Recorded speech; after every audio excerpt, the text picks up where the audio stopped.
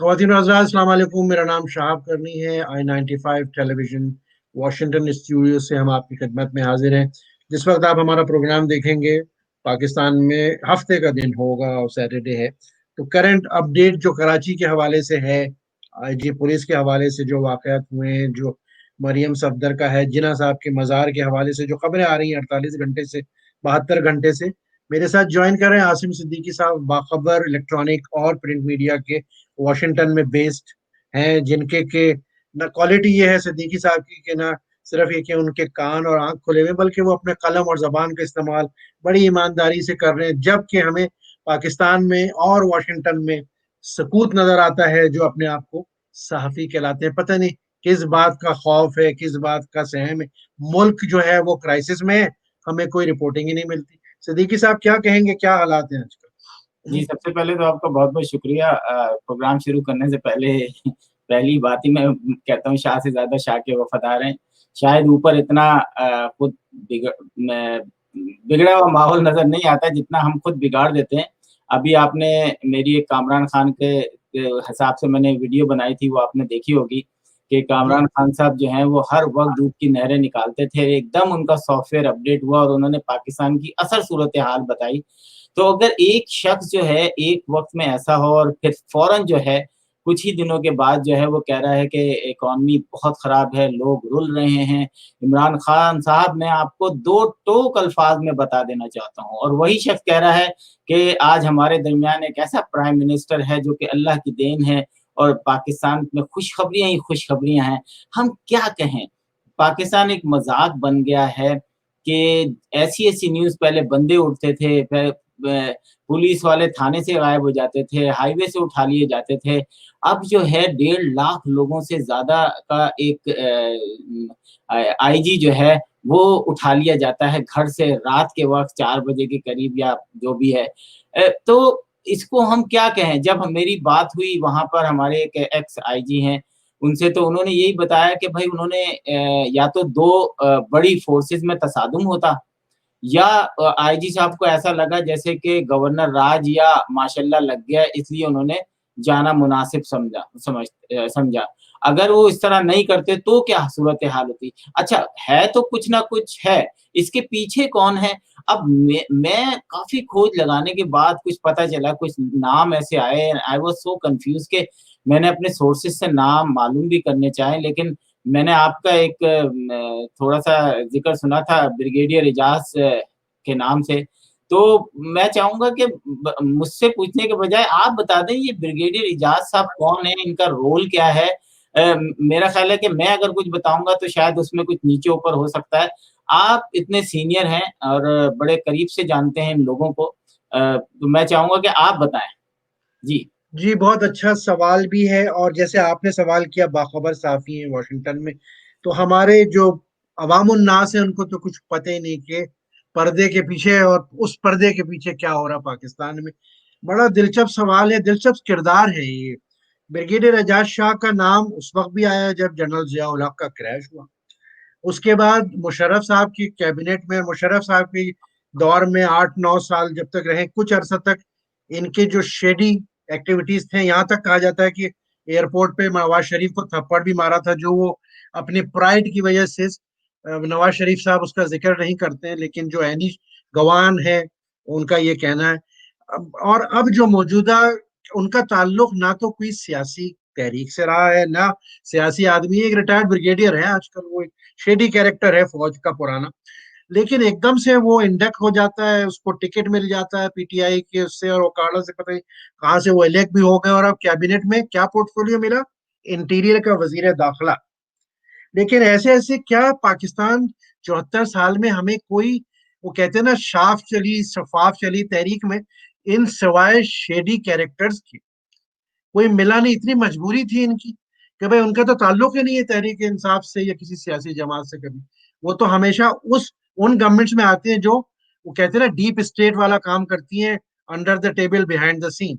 अब कराची के वाकये में मुझे ये बताइए सिद्दीकी साहब, कि अगर रेंजर्स इन्वॉल्व थे, जो कहा जाता है सेक्टर इंचार्ज के दफ्तर में ले गए, रेंजर्स तो आते ही वजीर दाखिला के अंडर में। उसके बाद आज चौथा दिन चल रहा है, कोई बयान देख लें जो वजारत दाखिला या वजीर दाखिला का इस पे आया हो अपनी पोजीशन क्लियर करने की, तो फिर उंगलियां तो उठेंगी, सवाल तो उठेंगे। जी सिद्दीकी साहब, आपकी आवाज नहीं आ रही। जी मैं सिर्फ इस चीज को ऊपर थोड़ा सा कंफ्यूज हो जाता हूँ कि हम जो सवालात हमारे होते हैं वही सवालात जो पाकिस्तान के अंदर बहुत अच्छे जर्नलिस्ट हैं, कुछ लोगों ने अपने यूट्यूब चैनल खोल रहे हैं, कुछ अपने ब्लॉग चला रहे हैं, हम उन्हीं को तो फॉलो करते हैं। वो जो फुटेजेस वहां से आती हैं, जो हम खुद देखते हैं, लाजिम बात है वो तो झूठ नहीं होता ना। तो आखिर मुस्तकिल इस तरह की हरकत जो कर रहे हैं, देखिए नवाज शरीफ की मैं कोई दूध बहुत तारीफ नहीं करूंगा कि उनके जमाने में दूध की नहरें बह रही थी या इससे पहले। अगर हम देखें तो जिस किस्म का वजीर आला इस वक्त पंजाब में बिठाया गया है, तो हम कैसे कह सकते हैं कि जी नवाज शरीफ को गुज़िश्ता 40 साल से पंजाब मिला हुआ है। तो अगर आप देखें तो नवाज शरीफ की हुकूमत तो 9 साल रही है मेरा ख्याल है, अगर मुल्क के अंदर हमारा सारा जो है ना, जो हमारी कोशिश यही होती है कि हम दिखाएं कि जब जमहूरियत रही है तो पाकिस्तान पस्ती की तरफ गया है, जब जमहूरियत नहीं थी, डिक्टेटरशिप थी, तो पाकिस्तान उठा है। तो भाई फिर आप पूरे तरीके से आए ना, फिर आप बताएं कि कारगिल जो था उसमें अगर ये कू नहीं होता तो नवाज शरीफ की गवर्नमेंट उन 300 ऑफिसर्स के साथ क्या करती जिनको पता था और 4 कोर कमांडर को नहीं पता था। ये वाली बातें हम नहीं करना चाहते, लेकिन हम उस वक्त ये बातें नहीं करेंगे जब आपका रोल जो है वो पॉलिटिकल सिस्टम से कम हो जाए या हल्का हो जाए। बिल्कुल आपकी सपोर्ट बहुत जरूरी है, नहीं, लेकिन आप बात करें, sorry to cut you off Siddiqui sahab, वो तो जैकबाबाद का जो बेस था, वो मीटिंग में कोर कमांडर ने कहा जी हमें तो पता ही नहीं, आपने बेस दे दिया अमेरिकन को। तो हमारे यहाँ तो सिपह सालार आजम जो है बहुत कुछ कर चुके हैं। अभी पिछले हफ्ते हमने इंटरव्यू किया अपने चैनल के लिए जनरल लेफ्टिनेंट जनरल 3 स्टार, जो एमआई का और आईएसआई का चीफ रह चुके हैं, जनरल दुरानी। वो बेचारा कहने लगा मेरी पेंशन रुकी हुई है आजकल। तो यहाँ तो मीडिया के लोग, कामरान खान, सलीम साफी, नाम में ले रहा हूँ इसलिए कि ये बड़े मायनाज लोग हैं, यहाँ तो जनरलों की पेंशन रुक जाती है। अच्छा, वो कह रहा है कि मेरी पेंशन रुकी हुई। अच्छा, उसके बाद वो एमआई का चीफ, जो बेचारा चीफ ऑफ स्टाफ बनना चाह रहा था या लाइन में था मेरिट के हिसाब से, उसका पता ही नहीं लग रहा है किधर वो। अच्छा, अब साफियों के ऊपर आपने जो सवाल किया सिद्दीकी साहब, तो अभी लेटेस्ट में आज सलीम साफी बड़े मायनाज और क्रेडिबल साफी हैं, बड़ी इज्जत है उनकी। वो बेचारा कह रहे थे कि हम बस कुछ ही एक लाइन नहीं क्रॉस कर सकते। क्यों? जब हम बहुत ज्यादा सच बोलें तो हमारा पड़ोसी उसको एक्सप्लॉइट करता है। मेरा सवाल आपसे सिद्दीकी साहब, सलीम साफी जैसे साफियों से और हमारे फौजी स्टेब्लिशमेंट से ये है कि भाई ऐसे काम ही क्यों करते हो जो ये कहना पड़े जान हम बहुत शर्मिंदा है। देखें ये लोग कभी इंडियन जो सहाफ़ी हैं उनकी किताबों का ज़िक्र करते हैं कि नवाज़ शरीफ ने ये कहा, नवाज़ शरीफ ने ये कहा। हम उसका ज़िक्र जब करते हैं कि जो पाकिस्तान के जर्नलों ने किताब लिखी या पाकिस्तान के अंदर लोगों ने किताब लिखी या ये कंपनी नहीं चलेगी जब किताब आई तो किस तरीके से रोका गया उसको, तो हम उनके ऊपर बात करने को तैयार नहीं है। हम ये कहते हैं कि जी वो इंडिया ने इस चीज़ का मज़ाक उड़ाया, इंडिया देखें जी इस चीज़ का मज़ाक। ओ भाई तो लतीफों पे हंसा जाता है, गलतियों की निशानदेही। अमेरिका में ट्रंप जब कोई उल्टी सीधी हरकत करता है तो पाकिस्तान में मजाक नहीं बनता, उसके लतीफे नहीं बनते। आपने पाकिस्तान के अंदर जितनी खुली जर्नलिज्म होती थी, आपने देखा कि एक वक्त जो था एक शख्स आया उसने 10 लाख लोगों को एक ताली पे रोक, मतलब एक ताली बजाता था खामोश हो जाते थे। उसके कार्टून बनना कोई सोच नहीं सकता था। आज जो है उसका ना वो कहाँ है? तो अच्छा, हम किसी को जी जी हम जी सिद्दीकी साहब, मैं एजाज शाह का सवाल आपका था, मेरा मुकम्मल नहीं हुआ जवाब। देखिए, आपके तवज्जो से ख्वातीन और हजरात जो हमारे देखते सुनने वाले हैं और बड़े जज्बाती हो जाते हैं सोशल मीडिया पे, आप फौज को बुरा कह रहे हैं। अरे भाई, हम फौज की बातें नहीं कर रहे, हम 5 लाख फौजियों की थोड़ी बात कर रहे हैं, हम तो कुछ करप्ट जर्नलों की बात कर रहे हैं। आप, एजाज शाह एक सिंबल है, आजकल उनके पास इंटीरियर है। ऐसे लोग, मैं मतलब जनरल एक बात कर रहा हूँ, जिनके अंदर हर तरह का ऐब हो, जिनके अंदर हर तरह का शरई ऐब हो, फाइनेंशियल करप्शन हो, शरई लिहाज से हो, क्या उनकी जो दूसरी इंटेलिजेंस एजेंसीज हैं दुनिया की, इनकी क्या फिल्में नहीं बनाई होंगी? जब हमारे इंटेलिजेंस एजेंसीज अपने सियासतदानों को ब्लैकमेल करती हैं, जजों को ब्लैकमेल करती हैं, तो क्या रॉ है, सीआईए है, मोसाद है, इन करप्ट ब्रिगेडियर्स जो बाहर जाके कोर्सेज करते हैं, इनकी फिल्में नहीं बनी हुई? तो भाई नेशनल सिक्योरिटी का थ्रेट सियासतदान बिल्कुल होगा, उससे 3 गुना थ्रेट ये जर्नल हैं जो करप्ट है। आपने बहुत गहरी बात कह दी, बहुत गहरी बात कह दी। डीप स्टेट इसी को तो कहते हैं। मैं आपको बताऊं कि एक, मैं नाम नहीं ले सकता उनका, कि पाकिस्तान से आए थे वो साहब, उन्होंने जब मुझे बताई चीजें, उन्होंने कहा कि आसिम देखो, अगर किसी को ब्लैकमेल करना हो तो उसके अपने घर की बेडरूम की वीडियो बनाया, और वो बहुत आसान है कि किसी भी मुलाजिम को रिप्लेस करके आप वो बनाई जा सकती है, और उसी को ब्लर करके लड़की का सिर्फ चेहरा आपने ब्लर करना है और उसके बाद मार्केट कर देनी है। वो किस किस को बताएगा कि नहीं नहीं ये तो मेरी बीवी है। आप तरीके देखें इनके, तो ये दोनों तरफ से नहीं है, ये चारों तरफ से होते हैं। जो इस किस्म के इम्पोर्टेंट ओहदे पे लोग होते हैं ना, हम जब बात करते हैं पापा जॉन की या दूसरे लोगों की, हमें ये हैरत होती है कि ये हमें कहते हैं कि जी इंडिया का आपने ये यूज कर लिया, इंडिया को आपने ये कर लिया।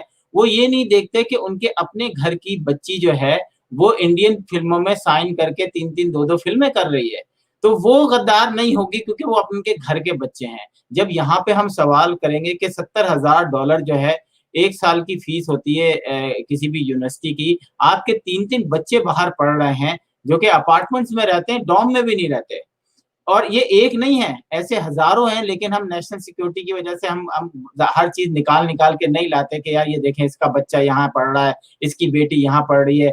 मैं कल जाके, हमारे कर्नल साहब यहाँ रहते हैं, उनके घर के बाहर एहतजाज शुरू कर दूं तो कैसा लगेगा? हम लोग पता नहीं अब किस तरफ जा रहे हैं, मेरी तो समझ में नहीं आ रहा। पाकिस्तान की सहाफत, लोग हम पे इल्जाम लगाते हैं, हमारा हरगिज मकसद ये नहीं होता कि हम पाकिस्तान के बारे में गलत सोच रखें या पाकिस्तान आर्मी के बारे में, बिल्कुल नहीं। पाकिस्तान की आर्मी हमारी आर्मी है, लेकिन जो करप्ट जनरल हैं जिनका माइंडसेट ये है कि वो पॉलिटिकल विन में आकर इतना नुकसान पहुंचाते हैं जमहूरियत को। और मुझे करनी साहब कहीं कहीं ऐसा लगता है कि बाजवा जो है वो आखिरी जनरल होगा पाकिस्तान की हिस्ट्री में, आर्मी में, जो कि इस किस्म के गंदे कामों में वो रहा है, जोड़ तोड़ और ये इन सब चीजों में, और 3 साल की एक्सटेंशन भी ली उसने। लेकिन अब जो आने वाला है ना, उसको ये सबक मिल गया होगा कि अगर आपने पाकिस्तान आर्मी की इज्जत में को बढ़ाना है तो अब आपको पॉलिटिकल सिस्टम में बोलने की जरूरत नहीं है। यस, उनको आप तहफ़्फ़ुज़ दें, उन जो आप उनका राइट है, लेकिन उसमें जोड़ तोड़ करने की आपको इजाजत नहीं होनी चाहिए। मैं बांग्लादेश का पढ़ा था, आई वाज सो सरप्राइज कि इंडिया की जो जीडीपी है वो 5 साल पहले 40% बांग्लादेश से ज्यादा थी, आज बांग्लादेश की इंडिया से ज्यादा है। तो आखिर सिद्दीकी साहब, सिद्दीकी साहब, आपने बड़ा अच्छा एक पॉजिटिव बात की है। आई एग्री विथ यू कि कोई, अल्लाह करे कि कोई ऐसा जर्नल आए जो एक बेनोवलेंट जर्नल हो और पाकिस्तान को सही रास्ते पे मदद करे सिविलियंस की डालने पे। लेकिन मेरा सवाल आपसे ये, 2 मिनट हमारे पास है, जवाब दीजिएगा लॉजिक के साथ, कि जब मेजर कैप्टन कह लीजिए या मेजर से लेके ऊपर तक डिफेंस हाउसिंग सोसाइटी के प्लॉट्स, प्राइवेट सेक्टर में नौकरियां, सिक्योरिटी एजेंसीज में बड़े बड़े तनख्वाहों के ऊपर मुलाजिमत, जब होल लग गया उन लोगों को, उस जर्नल बेचारा सरवाइव कर पाएगा? नहीं, मैं देखें, वो मेरी एक बड़ी अच्छी, बल्कि आपने भी सुनी होगी कि हर सांस के बाद दूसरी सांस की उम्मीद इंसान को जिंदा रखती है। उम्मीद पे दुनिया कायम है, पूरी दुनिया जो है वो सिर्फ एक उम्मीद पे कायम है कि कल ये होगा, परसों ये हो जाएगा। उम्मीद ये थी कि इमरान खान आएंगे और ये तमाम चीजें खत्म होंगी, एक जबरदस्त पाकिस्तान हमें मिलेगा जहां करप्शन नहीं होगा, जहां ये नहीं होगा, जहां वहां वो नहीं होगा। लेकिन हमने देखा कि डे बाय डे वही चीजें रिपीट हो रही हैं। करप्शन के प्राइस बढ़ गए, जहां 5 लाख देने थे वहां 10 लाख हो गए हैं, लेकिन कोई किसी भी किस्म की कोई तब्दीली नहीं आई। लेकिन आर्मी के अंदर हमने देखा कि कई आर्मी के लोग रिटायर होके उन्होंने ऐसी बातें टीवी पे आके बोली, ये वो उम्मीद की किरण है कि उनको ये फीलिंग हुई कि नहीं, ये आर्मी के लोगों को ये नहीं करना चाहिए। एक ब्रिगेडियर है, एक जनरल है, वो आके कह रहा है कि नहीं, हमें ये नहीं करना चाहिए। उसको जब ये फीलिंग हो सकती है, तो जो वर्किंग सर्विंग जर्नल है, उसको भी हो सकती है। बस आमद का इंतजार है। अल्लाह ताला जो है कब उसके दिमाग में ये बात डाल दे बहुत कि इनफ इज इनफ। सिद्दीकी साहब, आपकी इस जुमले के ऊपर मैं उन जर्नैलों को सैल्यूट करता हूँ जिन्होंने अब सच बोलना शुरू किया है। वो भी पाकिस्तानी जर्नैल हैं, वो भी। तो खवातीन हजरात, हम अगर रॉ के एजेंट हों, पैसा लेते हो सीआईए से, तो हम उनको सैल्यूट नहीं करेंगे। तो खुदा के वास्ते, इससे पहले कि बहुत देर हो जाए, जब ये मुल्क नहीं बचेगा, ना फौज बचेगी, ना फौज होगी, ना डिफेंस हाउसिंग नहीं, ये सोसाइटीज बिल्कुल होंगी। बनता जा रहा है कनी साहब, ये गद्दार और ये का अब तो अगर आप किसी को गद्दार कहे ना, तो वो फखर से अपनी कॉलर ऊंची कर लेता है कि यस, मेरे जैसा मुहिब्बे वतन है कोई नहीं। हम नहीं नहीं, लोग हमें तो बड़ा, यहाँ तो मखदूमजादे, साहबजादे, बिल्कुल खानजादे, उनकी पांचवी जनरेशन हमें गद्दारी का लेबल दे रही है, जो गोरों के बिल्कुल बूट्स लिख करके जो है वो बने हैं, बिल्कुल। फ्यूडल लॉर्ड्स, और टाइटल लिए हैं। अल्लाह हामी वो नासिर हो इनका। इन अल्फाज के साथ सिद्दीकी साहब, आपका बहुत बहुत शुक्रिया कि आपने शॉर्ट नोटिस पे मुझे ज्वाइन किया। जैसे जैसे हालात डेवलप होंगे, इंशाल्लाह आप जैसे कुछ जो बोलने वाले रह गए कम से कम वॉशिंगटन में, और लिखने वाले, उन्हीं को हम अप्रोच कर सकते हैं। बाकी तो हमें पता ही नहीं चल रहा सालों से कि ये हैं कहाँ, कहाँ गायब हो गए। इतनी बड़ी बड़ी अंजुमनें बनाई हुई हैं, ये पता नहीं, सिवाय ये पिज्जे खाने के और कौरमा और बिरयानी की दावतें होने के और स्पॉन्सर जो मिलते हैं इनको 200 400 के अलावा, इनकी सहाफत तो गायब हो गई है बिल्कुल। आपका बहुत शुक्रिया शाहाब थैंक यू। करने को। इजाजत दीजिए, I-95 स्टूडियो से इंशाल्लाह बहुत जल्दी एक नई स्टोरी के साथ हाजिर होंगे। थैंक अपना यू। बहुत ख्याल रखिएगा।